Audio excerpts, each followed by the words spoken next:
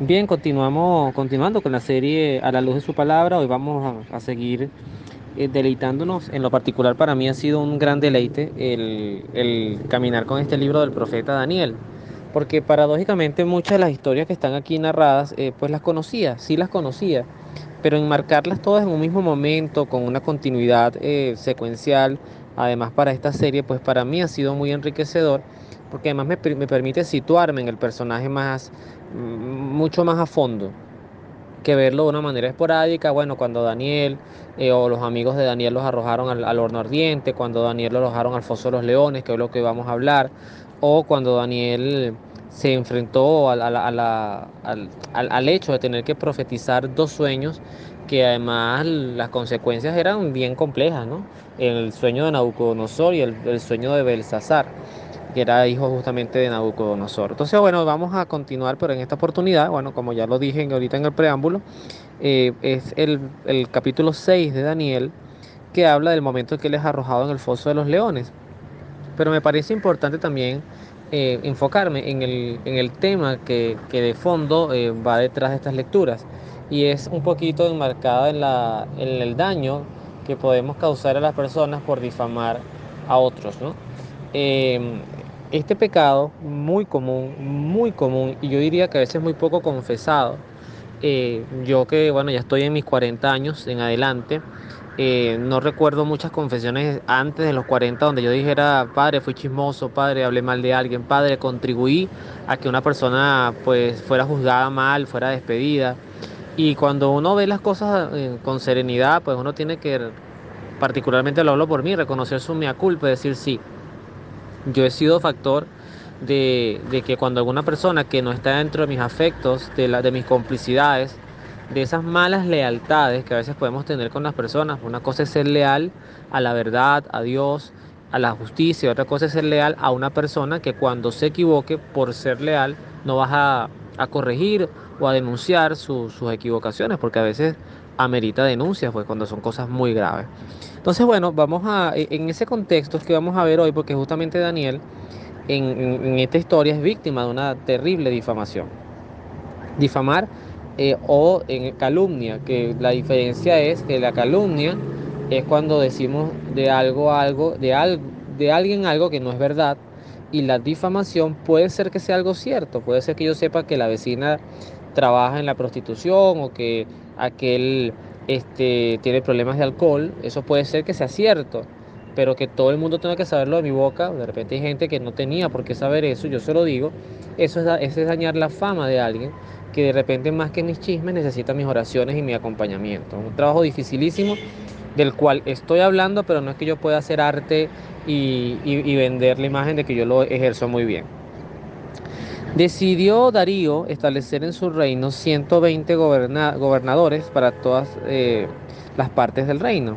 Así que se podrán imaginar la cantidad de territorios que tenía este rey, eh, que era capaz de distribuirlo en 120 gobernadores.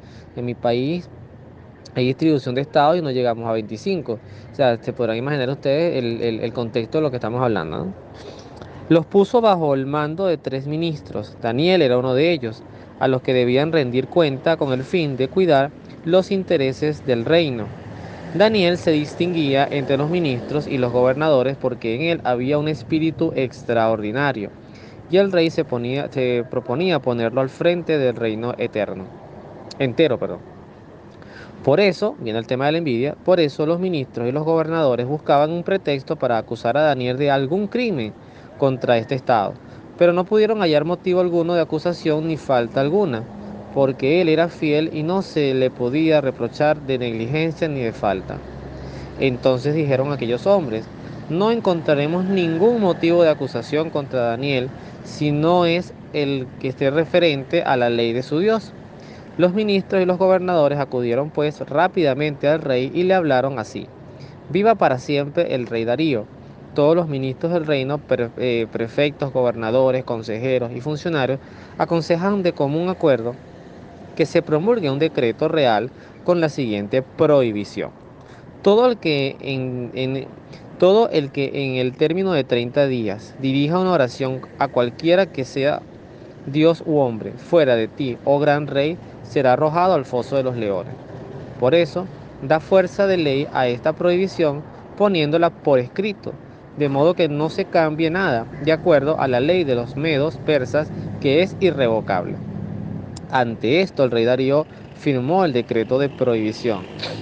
Daniel, al saber que en el decreto había sido que el decreto había sido firmado, entró en su casa. Las ventanas de su pieza superior estaban orientadas hacia Jerusalén, y 3 veces al día se ponía de rodillas orando y alabando a Dios como lo había hecho siempre. Aquellos hombres vinieron en masa y sorprendieron a Daniel invocando y suplicando a Dios. Entonces se presentaron ante el rey y le dijeron sobre la prohibición real. ¿No firmaste tú una prohibición según la cual todo el que se dirigiera en término de 30 días con una oración a cualquiera que fuera, Dios u hombre, fuera de ti, oh rey, sería echado al foso de los leones? Respondió el rey, la cosa está decidida, según la ley de los medos y los persas, que es irrevocable. Entonces ellos dijeron en presencia del rey, Daniel, el desterrado judío, no hace caso a de ti, ni de tu prohibición que firmaste, y reza 3 veces al día. Al oír estas palabras, el rey se afligió mucho y se propuso salvar a Daniel. Hasta la puesta del sol estuvo buscando el modo de librarlo.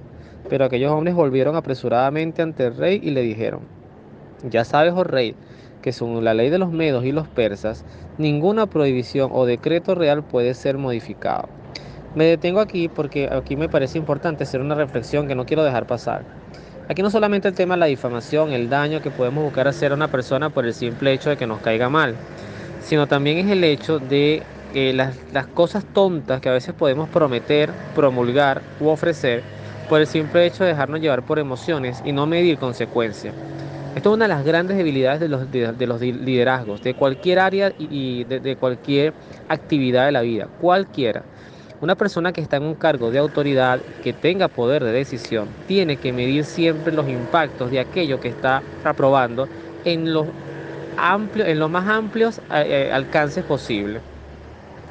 Porque resulta ser que Darío tenía mucho afecto por Daniel. Fíjense ustedes que lo que dice el texto a continuación. Entonces el rey dio orden de traer a Daniel y de arrojarlo al foso de los leones.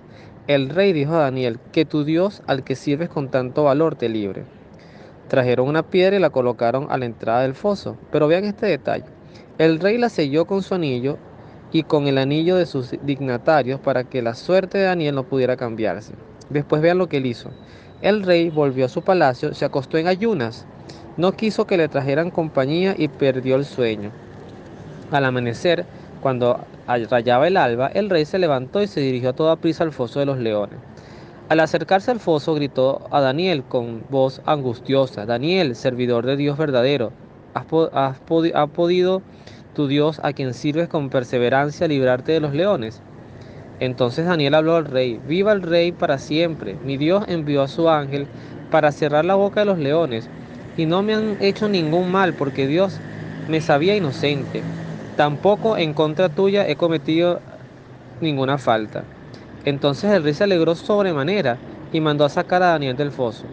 Lo sacaron y no hallaron ninguna herida, porque había confiado en Dios. El rey mandó a traer a los hombres que habían acusado a Daniel para echarlo al foso de los leones, junto con sus mujeres y sus hijos. No llegaban al foso aún cuando los leones se lanzaron sobre ellos y los despedazaron. Entonces el rey Darío escribió a todos los pueblos y naciones y a los hombres de todos los idiomas que habitaban sobre la tierra: paz abundante. Doy orden de que en todos los dominios de mi reino se tema y se respete al Dios de Daniel, porque Él es el Dios vivo que existe eternamente. Su reino no será destruido y su imperio durará hasta el fin. Él salva y libra, obra señales milagrosas en los cielos y en la tierra. Él ha salvado a Daniel de los leones, y Daniel prosperó en el reinado de Darío y en el de Ciro el persa. Palabra de Dios, te alabamos, Señor. Una historia encantadora, tiene sus partes complejas de comprender. Si las enfocamos desde nuestro contexto actual sociocultural, el hecho de que hayan metido también a las mujeres y a los hijos con los ministros estos que acusaron a Daniel pareciera un acto de brutalidad y de crueldad total. Y de hecho hoy sabemos que lo es. Pero en estos tiempos el contexto era el que ya sabemos. Las mujeres, para empezar, lamentablemente no valían nada. La mujer no tenía ningún tipo de valor. De hecho, podía compararse, intercambiarse como un objeto. Y los hijos eran generalmente también matados con los padres porque si no, con esto se evitaba que al crecer vengaran a sus padres. Era todo un contexto social muy complejo, no lo estoy justificando, solamente lo estoy explicando. Además de eso, yo quiero también hacer mención a la importancia de la actitud de un pagano, que era Darío. Cuando Daniel es arrojado al foso de los leones, nótese que Darío entra en ayuno y oración. Y eso lo hace por salvar a Daniel. A mí me parece un acto importante porque uno pudiera preguntarse, ¿es que este ángel fue enviado por Dios gracias al ayuno y la oración de Darío? No tengo la respuesta, pero de eso se trata, orar y las oraciones de intercesión. Muchas veces nos angustiamos porque nuestros familiares, nuestros seres que amamos, pueden estar pasando por situaciones verdaderamente peligrosas, bien sea por temas de salud o de vida, por malas decisiones. Pero vean la actitud de Darío, el ayuno y la oración y Dios manda el ángel que salva. Que aunque estemos en situaciones muy, muy complejas, donde nuestras vidas estén en peligro, pues podamos ser salvados. Pero además vuelvo al centro del tema. ¿Qué daños tan grandes podemos nosotros hacer por el simple hecho de envidiar en el fondo de nuestros corazones, que Dios los conoce mejor que nadie, querer sacar de nuestro paso a personas que puedan representar amenazas, contradicciones o molestias para nuestras vidas? Qué terrible es que alguien con esos pensamientos pueda tener poder. Yo mismo recuerdo, y lo digo como un testimonio de vida, sin nombrar personas, pero yo mismo recuerdo que hay una persona me tiene mucha rabia, y lo digo en presente, porque esta persona siente que yo, por tener poder, como de hecho lo colocaba en muchos estados que me dirigió en su momento, por unas decisiones que yo me vi en la necesidad de tomar, no sé si acertadas o no, pero estaban bien soportadas. Esta persona me llamó Judas, me llamó traidor y decía, dale poder a alguien y lo conocerás. Y efectivamente, por eso digo que nosotros no podemos autodefinirnos buenos. Hay gente que se autodefine buena y bueno, chévere, qué bueno que uno pueda saberse en el fondo del corazón que uno no hace daño, pero yo creo que es muy complejo que uno tenga una vida tan limpia, que uno diga que nunca le ha hecho daño a nadie, que uno nunca con una mentira ha evadido un problema o ha generado un problema. Igualmente con un chisme o sembrando una duda, por ejemplo, en un matrimonio, dando un mal consejo, apoyando, fomentando o estimulando un divorcio, alentando una infidelidad en cualquiera de sus formas, alentando un robo, alentando un despido. Son muchas cosas que hay que atender en el tema de la difamación. Luego vamos a hacer el enlace ya para ir cerrando con el Evangelio de San Mateo, que es uno de los momentos en que Jesús también pasa por un mismo proceso como el que Daniel pasó con estos colegas homólogos en el poder que querían destruirlo. Y dice que cuando Jesucristo es arrestado y es llevado al Sanedrín, aquí comienzo yo a leer, este es el capítulo número 26, versículo 59, y lo vamos a leer hasta el 68. Pues el contexto de la historia es el siguiente. Los jefes de los sacerdotes y el Consejo Supremo andaban buscando alguna declaración falsa contra Jesús para poder condenarlo a muerte. Fíjense ustedes ya el espíritu de la situación. O sea, no es que estaban buscando un argumento, una prueba para condenarlo, que es legítimo. En el derecho eso es legítimo. Se tiene que demostrar que alguien es culpable y siempre se va a presumir su inocencia hasta que no se pruebe su culpabilidad. En este caso no era el espíritu, en este caso ya de entrada había que buscar una declaración falsa, porque Jesús no tenía nada en contra de que declarar para poder acusarlo y condenarlo a muerte, además, era la pena, la mayor pena. Pasaron falsos testigos y no se encontraba nada. De hecho, hay testimonios que dicen que la gente lo que hacía era contradecirse. Era algo muy improvisado y muy mal hecho, además. Al fin llegaron dos que declararon. Este hombre dijo, yo soy capaz de destruir el templo de Dios y reconstruirlo en 3 días, cosa que era cierta. Jesús sí dijo eso. Entonces el sumo sacerdote se puso en pie y le preguntó a Jesús, ¿no tienes nada que responder? ¿Qué es esto que declaran en contra tuya? Pero Jesús se quedó callado. Entonces el sumo sacerdote le dijo, en el nombre del Dios vivo, te ordeno que nos contestes. ¿Eres tú el Mesías, el Hijo de Dios? Jesús, que conocía muy bien las escrituras, porque además él es palabra viva, él sabía que esta respuesta iba directamente asociada a la ley de Moisés, donde efectivamente cualquier persona que se proclamara Dios era una blasfemia que implicaba la muerte, ¿ok? Vean la respuesta de Jesús. Jesús respondió, así es, tal como lo has dicho. Yo, es más, les digo más. Fíjense ustedes, Jesucristo además agrega, ¿no? El nivel de valentía. A partir de ahora, ustedes contemplarán al Hijo del Hombre sentado a la derecha del Dios Todopoderoso, y lo verán venir sobre las nubes del cielo. Entonces el sumo sacerdote se rasgó las ropas, diciendo, has blasfemado. ¿Para qué necesitamos más testigos? Ustedes mismos acaban de oír estas palabras, blasfemas. ¿Qué deciden ustedes? Ellos contestaron, merece la muerte. Luego comenzaron a escupirle en la cara y a darle bofetadas, mientras otros lo golpeaban, diciendo, Mesías, adivina quién te pegó. Palabra del Señor, gloria a ti, Señor Jesús. Hay un punto importante, es verdad que los judíos esperaban y esperan a un Mesías, pero no esperaban a un Dios. No esperaban a Dios, ellos esperaban un Mesías, que era el contexto del Mesías para ellos, el rey David, un rey que restituyera la gloria de Israel. La diferencia es que Jesús se presenta no solamente como rey, porque de hecho él se lo dice a Pilato, yo soy rey y para eso he nacido, sino que también se presenta como el Dios vivo humanado, encarnado. Y eso salía totalmente de cualquier comprensión. Es como, insisto, para que se pueda entender, es como que a nosotros los cristianos, que tenemos la Trinidad, Padre, Hijo y Espíritu Santo, se nos aparezca un cuarto Dios que no conocíamos. O sea, el contexto de la blasfemia no está mal argumentada, fue llevada a ello, porque no había también una buena comprensión de las profecías. Todo estaba enmarcado en el mundo, en el poder, en la tierra, en la fuerza, en los reinados. Por eso es que de hecho este pecado se empieza a construir desde el tiempo en que el pueblo de Israel le pide a Samuel un rey. A partir de allí deriva en esto, porque si el rey de ellos hubiese sido siempre Dios, la venida del Mesías hubiese sido la venida de Dios. Pero cuando ya empezaron a tener sus propios reyes humanos, ellos ya no querían un Dios gobernando, siempre quisieron tener un hombre gobernando y representándole. Y esa es la diferencia cuando nosotros intronizamos en nuestros corazones a un Dios que esté en el cielo y otros que nos gobiernen aquí en la tierra. Otro punto fundamental es que la jaula de los leones de Jesús, como la de Daniel, pues fue toda la pasión, fue toda la cruz, donde sí sufrió, a diferencia de Daniel, sí sufrió.